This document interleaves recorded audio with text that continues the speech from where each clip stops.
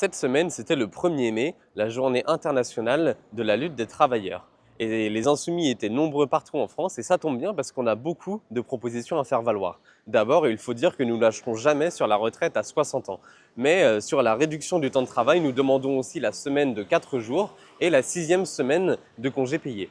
Sur l'augmentation des salaires que nous revendiquons, nous voulons que le SMIC partout soit augmenté à 75% du revenu médian, ce qui l'augmenterait à 1600 euros par mois pour les travailleurs français.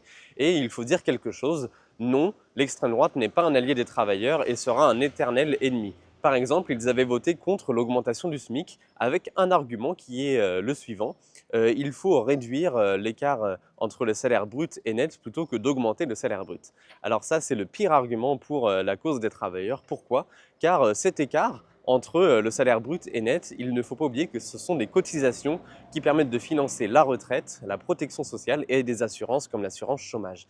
Donc pas touche aux cotisations parce que c'est simplement les droits universels des travailleurs. Donc ne votons pas extrême droite et pour toutes les propositions que j'ai données au début, il faut voter Union populaire le 9 juin.